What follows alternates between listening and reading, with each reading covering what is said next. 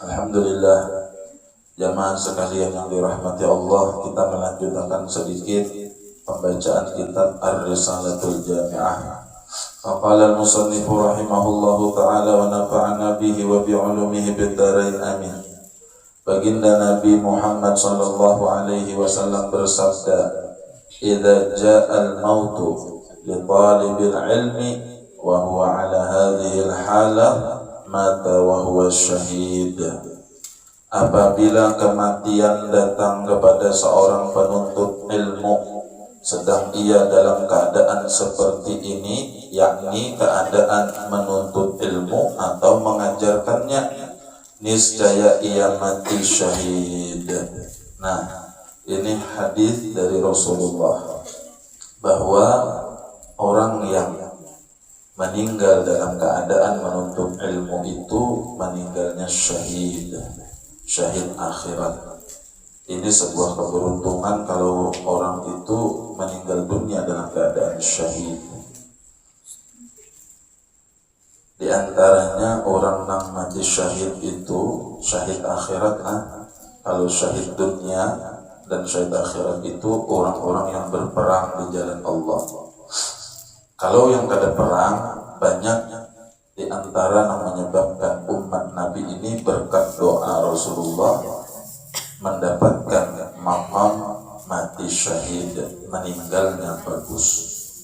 Di antaranya orang yang meninggal dalam keadaan menuntut ilmu. Cuma jangan dipahami berarti harus meninggalnya di sekolahan lah, berarti harus meninggalnya duduk lagi di majelis lah. Tidak seperti itu. Selama niat kita itu masih di hati ini ingin terus menuntut ilmu, seandainya nih kita hadir malam ini niat pulang, insya Allah panjang umur hadir pulang, insya Allah kalau panjang umur hadir lagi, insya Allah kalau panjang umur. Setiap kali hadir tidak pernah putus niat kita dalam menuntut ilmu sama ini. Atau anak-anak yang sekolah atau pian belajar di tempat-tempat yang lain, setiap pian hadir pian niat ingin terus berhadir selama umur masih ada. Artinya di hati kita tidak pernah putus niat untuk belajar. Nah, itu namanya talibul ilm. Maka orang yang meninggal dunia di hatinya masih ada niat untuk selalu belajar, orang itu mata wa huwa syahid. Di dalam hadis yang lain Rasulullah mengatakan, "Aktsaru syuhada'u ummati matu 'alal firash." Kebanyakan para syuhada dari umatku itu, Nabi, matinya di atas kasur, bukan di medan perang. Ini tentunya untuk orang-orang kayak kita akhir zaman ini, umat Nabi. Kenapa? Karena dengan kita seperti ini meniatkan untuk senantiasa menuntut ilmu, maka meninggal di rumah di atas pembaringan sekalipun itu tetap dihitung sebagai orang yang mati syahid. Mudah-mudahan kita meninggal dunia dalam keadaan syahid, selamat dunia wal akhirat. Jadi niatakan terus menuntut ilmu itu jangan pernah putus. Jangan pernah sampai tidak ada lagi punya niat untuk terus belajar. Biar meninggalnya di rumah, di jalan atau di mana, selama kita masih ada niat menuntut ilmu, maka orang ini mati syahid. Mati syahid itu lepas siksa kubur, menyata dahulu. Siksa kubur lepas, maka ujar ulama, bila dikubur itu sudah kada dapat siksa, itu tanda nanti kesudahannya setelahnya itu lebih mudah. Alam kubur itu menjadi pintunya akhirat, ya kan? Ada 3 pintu. Kalau pintu dunia ini dengan dilahirkannya kita, pintu dunia bila kita lahir berarti kita telah melalui satu pintu untuk menuju dunia. Habis itu pintu yang kedua, pintu alam barzakh, yaitu kuburan. Yang ketiga pintu akhirat, yaitu kiamat. Ini fase-fase yang sudah kita lalui. Kita di dunia menunggu mati, imbah mati di alam barzakh. Di alam barzakh menanti hari kiamat, wallahu a'lam. Umur di dunia ini singkat, terkadang lebih panjang umur orang yang ada di dalam kubur. Ada orang yang dalam kubur sudah sekian ratus tahun. Jadi nang di alam kubur pula sudahnya. Di dunianya 100 tahun lah lawasakan. Di kuburnya ada 200, 300, 400 tahun. Kehidupannya di alam barzakh lebih lama daripada kehidupannya di dunia. Bilanya kehidupan di alam barzakh itu sakit, maka kesudahannya lebih sakit lagi, lebih susah lagi. Ya kan? Bilanya di alam kubur itu dapat nikmat, di alam barzakh itu diberi kenyamanan, maka setelah itu terjadi kiamat, alam akhirat itu lebih mudah lagi. Jadi di pintu itu akan menjadi tanda ini orang dapat nikmat kubur atau siksa kubur. Mudah-mudahan orang-orang tua kita, keluarga kita, siapapun orang-orang yang kita sayangi yang telah mendahului kita, mudah-mudahan di alam kuburnya diberikan kenikmatan oleh Allah Subhanahu wa taala. Pahala majelis ini dikirimkan kepada mereka semua. Amin ya rabbal alamin. Betapa beruntungnya mereka yang di alam kubur yang ada kaitan dengan kita. Saat ini kita duduk di satu tempat yang dimuliakan Allah. Jangan kita kira ini hanya sebatas untuk kita. Kalau kita punya orang tua, maka orang tua mendapatkan bagian dari apa yang dikerjakan anaknya di dunia. Jika yang kita kerjakan itu baik, maka sidin senang di alam kuburnya. Kalau beliau di alam kuburnya termasuk orang yang bagus, yang selamat, yang dapat nikmat, dengan gawian kita yang baik-baik ini tambah tinggi derajatnya dalam kubur. Bilanya beliau termasuk orang-orang yang ternyata mendapatkan fitnah kubur, siksa kubur, dengan hadirnya kita di tempat yang baik-baik semacam ini diringankan oleh Allah. Kita banyak beramal diringankan. Kita banyak beramal diringankan sehingga habislah siksa kubur orang yang di alam kubur itu. Ulun teringat satu cerita masalah sholawatnya lah. Kita baca burda. Terima kasih kepada vokalis-vokalis kita yang super power yang membantu ulun membaca sorangan lucu juga. Dan terima kasih kepada mekanik di rumah, joki dan semua yang membantu di sana memukul terbang. Kita bersolawat bersama-sama dengan membaca solawat burda, qasidatul burda. Ini solawat yang agung, yang besar. Ada satu cerita pernah ulun dengar, dan ini cerita tertulis di kitab, bahwa satu sholawat itu dibaca, dihadiahkan pahalanya kepada penghuni kubur, maka itu dapat mengangkat derajat penghuni kubur tadi yang asalnya disiksa jadi bebas dari siksaan. Satu sholawat yang pendek. Nah, satu sholawat. Seorang ibu, seorang perempuan meninggal anak perempuan remajanya. Seorang ibu ini datang kepada Al-Imam Hasan Al-Basri. Wahai Imam, ulun punya anak perempuan remaja, kesayangan ulun, namun sudah meninggal dunia beberapa waktu yang lalu. Ulun ini rindu masih dengan anak ulun ini.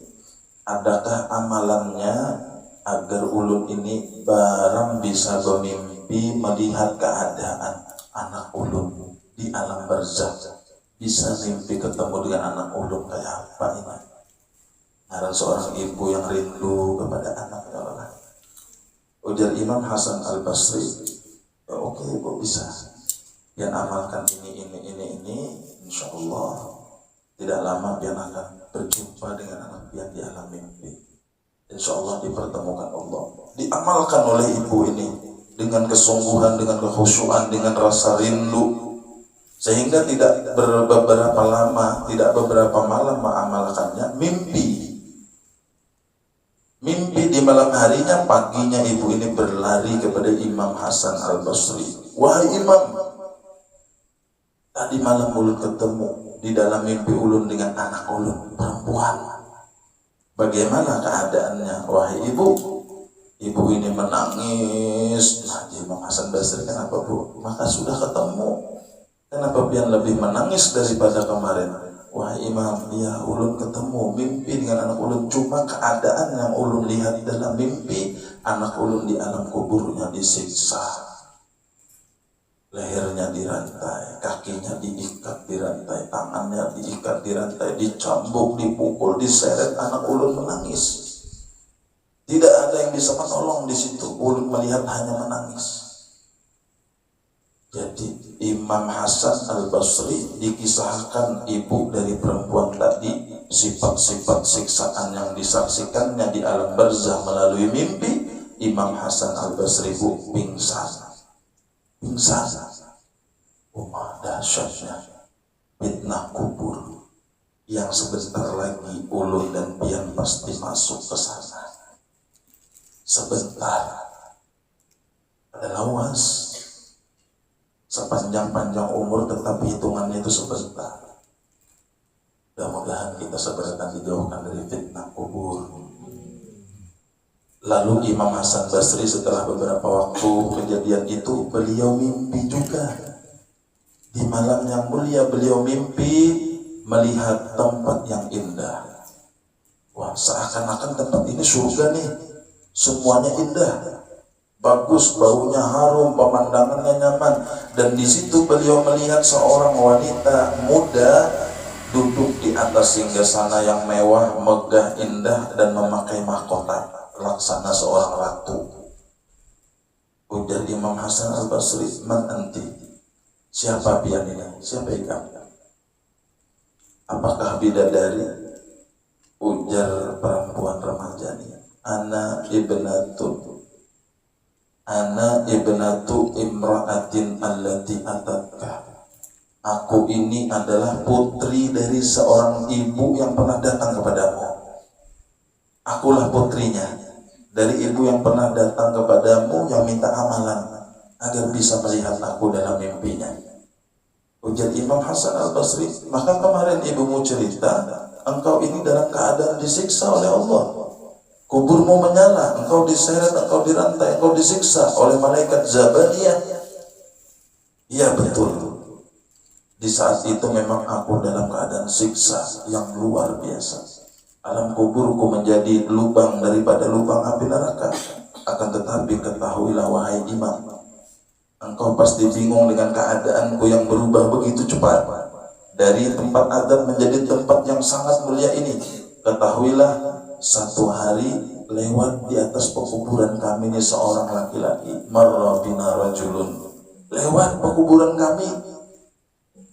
Dan di pekuburan itu, maaf, bukan kuburan satu-satunya itu, 550 orang sudah ditanam di pemakaman itu. 550 orang sudah ditanam dan kebanyakan mereka mendapatkan adab. Wallahu a'lam apa perbuatan mereka sehingga di alam kuburnya disiksa oleh Allah. Ketika orang laki-laki ini melewati pekuburan, dia bersalawat, yusalli ala Nabi Muhammad. Dia bersalawat kepada Nabi Muhammad 1 kali. Sambil lewat kuburan baca salawat, Allahumma salli ala Sayyidina Muhammad wa ala ali Sayyidina Muhammad. Apa ujar laki-laki yang bersalawat? Ya Allah, ulun hadiahkan pahala salawatnya ulun baca tadi 1 kali kepada nih semua penghuni kubur. Ujar perempuan tadi, setelah dia mengucapkan salawat dan dihadiahkannya pahala untuk kuburan kami ini, maka sejak itu langsung terangkat, berubah. Tadinya siksaan menjadi kenikmatan, tadinya kegelapan menjadi terang benderang, dan semua yang disiksa di kuburan itu berkat 1 salawat ini orang semuanya berubah menjadi kenikmatan. Allahumma shalli ala Sayyidina Muhammad.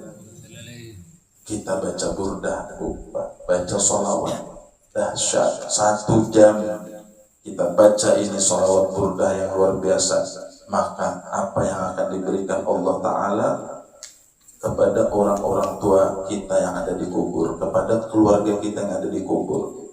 Oleh karena itu perlu juga kita bawa mereka di hati kita.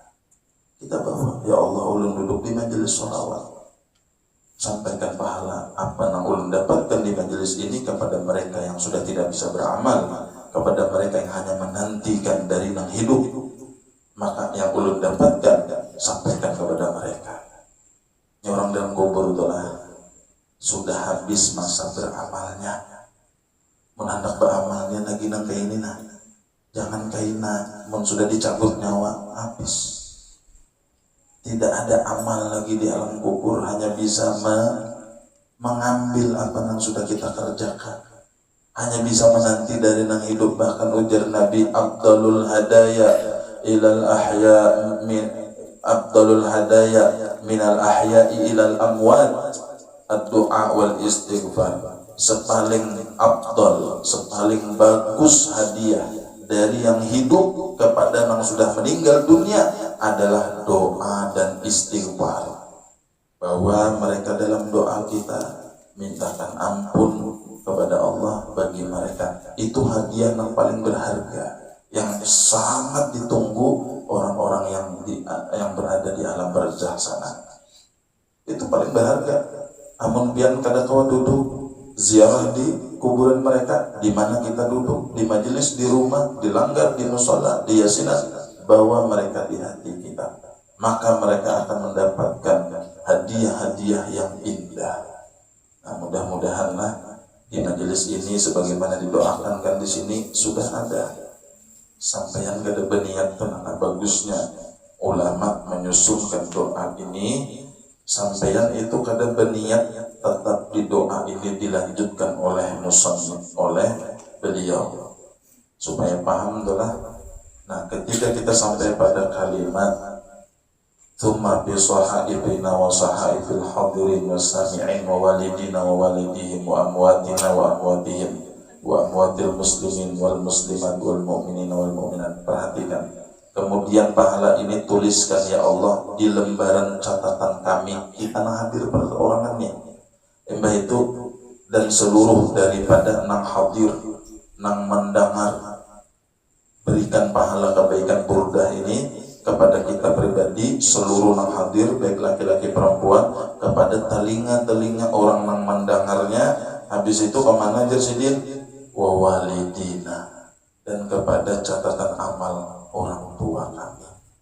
Yang kada berniat dibacakan ini sampai nih wa walidina, kepada kedua orang tua kami, wa walidihim, dan kepada kedua orang tua mereka yang ada nang ulun baca doa nih Pak. Wa walidina nih orang tua kami, wa walidihim nih bukan dia nih, dan orang tua yang hadir berataan, wa amwatina wa amwatihim, dan orang yang telah meninggal dari kami dan dari mereka semua, ya kan? Lalu kita umumkan wa amwatil muslimin wal muslimat, dan seluruh yang meninggal daripada kaum muslimin wal muslimat, semua anta buat di situ dapat bagian. Bahkan kadang ulun tambahkan wa ila arwahi man nawahum ahlul majlis fi hadzal majlis. Siapa yang kita niatkan, siapa yang kita bawa di hati kita, maka sampaikan pahala kepada mereka semua. Jadi insyaallah kitanya dapat berkah, mereka-mereka yang ada di alam kuburnya mendapatkan berkah. Dan kayaknya bila kita meninggal, mudahan anak-anak kita mau kayaknya, mudahan anak-anak kita nih mau kayak ini, supaya kita mendapatkan bagian juga kayaknya. Nah, itu penting banget. Ya Allah ya Karim. Adakah di sini yang rancak mimpi orang yang sudah meninggal dari Kuitan atau siapakah keluarga, laki, bini, anak, terutama Kuitan, orang tua? Ada orang pernah bertanya lawan seorang guru yang bisa nafsir mimpi, pernah mendengar ulun jangan. Kenapa yuk ulun ini kada pernah mimpi lawan orang tua ulun ya? Orang tua ulun mulai meninggal sampai saat ini ya pernah cuma jarang benar, paling dalam sekian tahun tuh sekali 2 kali ada kayak orang rancak jatah mimpi lom kuitannya. Ujar guru tenang, ketahuilah menurut orang yang bisa tafsir mimpi itulah orang kada bisa juga bilang kita tulah jarang banget mimpi orang meninggalnya, khususnya orang tua kita. Berarti sidin di sana sudah tercukupi, dapat harus bagian daripada amalan kita. Jadi mereka itu dapat terus kebaikan yang kita duduk di majelis, yang kita beramal, yang kita bersedekah, yang kita berbuat baik, itu dapat. Jadi tantangannya bilanya sering itu justru jadinya menandakan ikam tuh kada tapi banyak mengirimi amal. Kita itu kada tapi banyak memberikan kebaikan kepada mereka sehingga mimpinya itu menyapa kita, ayo sadang baba baik kelakuan baobah doakan nang sudah kadada. Nah itu ujar nang kita pernah dengar itu kayak itu. Jadi bila mereka tuh jarang nemui kita di mimpi, berarti kita tuh bagus, kita sudah ada gawian yang membuat mereka senang. Bilanya hampir tiap malam ingat-ingat bisa jadi orang ini kada pernah mendoakan. Makanya kita lah baca Rabbighfirli wa liwalidayya warhamhuma kama rabbayani shaghira 5 kali setiap habis sholat. Jadi sehari semalam 25. Siapa yang mengamalkan itu Rabbighfirli wa liwalidayya warhamhuma kama rabbayani shaghira itu 25 kali sehari, itu sudah dianggap anak itu berbakti kepada orang tuanya, baik inya hidup maupun yang sudah meninggal dunia. Ini jangan hendak membaca sembahyang pun kada. Kayak apa kuitan nak bahagia dalam kubur, kada mau sholat. Nah jadi dengan sholat dikerjakan, tuntungnya jangan kada ingat Rabbighfirli wa liwalidayya warhamhuma kama rabbayani shaghira 5 kali aja. Habis sholat subuh 5 kali, habis sholat zuhur 5 kali, habis sholat asar 5 kali, habis maghrib bisa 5 kali, totalnya 25. Mun hendak menyicil yaitu mun hendak sekali duduk boleh juga, langsung 25 kali sekali duduk boleh, gak ada masalah. Yang penting ingat mendoakan kedua orang tua kita. Dan siapa yang lupa mendoakan orang tuanya dalam sehari semalam, maka akan seret rezekinya. Jadi kadang-kadang kita pikirkan, Pak, pindah ngalih bener rezeki ini, pindah berjauh aja, merosot berjauh, pindah sakit hidup, ingatkan, adakah mendoakan orang tua dalam sehari semalam? Bila kada mendoakan sidin, dasar berseret rezeki kita bersusah. Jadi jangan lupa mendoakan orang tua kita. Terakhir, maka hendaklah seseorang berniat menuntut ilmu sampai akhir hayat. Nih ujar Habib Ahmad bin Zain al-Habsyi, ujar sidin, maka hendaklah kita ini senantiasa berniat menuntut ilmu itu sampai akhir hayat. Mun kayak kita nih lah, jangankan kayak kita, guru-guru besar aja mereka niatnya apa? Nuntut ilmu. Karena menuntut ilmu itu minal mahdi ilal lahdi, mulai ditimang ibu, digendong ditimang sampai liang lahat, itu nuntut ilmu. Tuntung pesantren kada rasa tuntas dan nuntut ilmu. Banyak kejahilan masih rasa cukup sudah ilmu, ini tipu daya syaitan. Hanya bisa sedikit rasa sudah hebat dah ilmu. Padahal jadi Imam Syafi'i, semakin kita pelajari ilmu, semakin tampak kejahilan kita. Semakin kita belajar, semakin bungol kita, ujar guru Jodi gitu lah. Semakin belajar, semakin bungol. Maksudnya apa? Semakin kita belajar, ternyata banyak lagi perkara-perkara yang baru kita ketahui. Berarti tadinya kita jahil itu. Nah, semakin duduk di majelis semakin ada tambahan pengetahuan, semakin ada tambahan, berarti nang semalam itu kada tahu. Nah, jadi kita menuntut ilmu terus-terusan. Apabila ada kesempatan menuntut ilmu, maka ia meluluskan niatnya di dalam menuntut ilmu dengan menghadiri tempat-tempat ilmu. Maka seandainya ia mati, niscaya ia mati dalam keadaan syahid akhirat. Nah, ujar ulama, syahidnya akhirat. Syahid itu 2, syahid ma'arikah, syahid dunia akhirat, orang nang berjuang di jalan Allah, perang, mati syahid, itu dikubur seadanya karena itu menjadi kemuliaan. Dan yang kedua, syahid akhirat. Syahid akhirat ini layaknya orang mati biasa, tetap dimandikan, dikafankan, disolatkan, dan dikuburkan. Tapi orang ini mendapatkan kemuliaan mulai alam barzah sampai ke akhirat. Mati menurut niat menuntut ilmu, mati syahid. Mati lamas, tahu mati lamas? Mati tenggelam.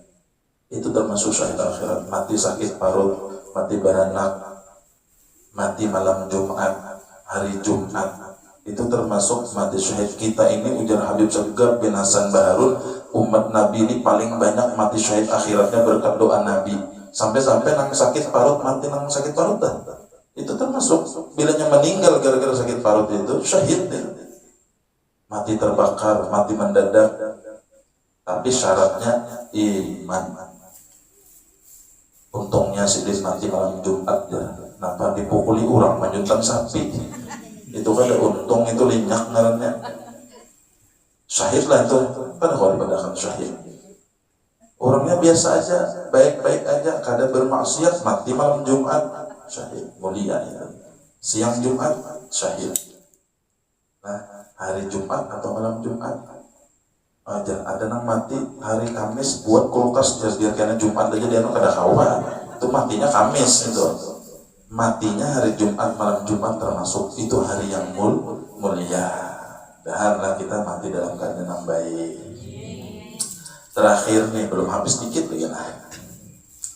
Karena apa sih tadi, walaupun ia mati di atas kasur tempat tidurnya, karena ada niat yang baik lagi benar di dalam hatinya, yaitu menuntut ilmu. Jadi walaupun mati di atas kasur, sakit di rumah sakit, di rumah, di ladang, di mana kan, selama kada maksiat tadilah, lalu di hatinya ini sebenarnya ada niat menuntut ilmu. Misalnya nih nah, malam ini nah, untung nih niat, ya Allah panjang umur ulun hadir lagi kena belajar. Ternyata belum malam Kamis meninggal orangnya misalnya, niatnya tadi ada, maka itu orang nang beruntung meninggalnya mati syahid, meninggalnya syahid. Nah jadi kita ini kada tahu pang umur sampai kada ke malam Kamis niatakan barang, niatakan di hati kita, ya Allah ulun hadir, cuma Allah maha tahu. Jangan niat aincaan, niat anak membongoli Tuhan. Ulun andak di hadis makanya emang esok ulir gindir nah iya ngarannya kada niat. Orang niat itu diturutakan, ngarannya niat tuh pasti dijalankan. Kalau punya niat yang kada hadir tuh kada sekada niat, kada niat. Jadi niat itu kita lulusakan. Selama pulang kada utur, ternyata malam Kamis meriang nah itu walaupun kada hadir, karena niatnya hadir, pahalanya tetap hadir kan. Untung ada. Karena niat hadir ternyata utur, walaupun dia kada duduk, tapi sudah niat hendak hadir, maka pahalanya seperti dia berhadir. Masya Allah, mudah-mudahan diberkahi Allah Subhanahu wa ta'ala. Sedikit belum sampaikan.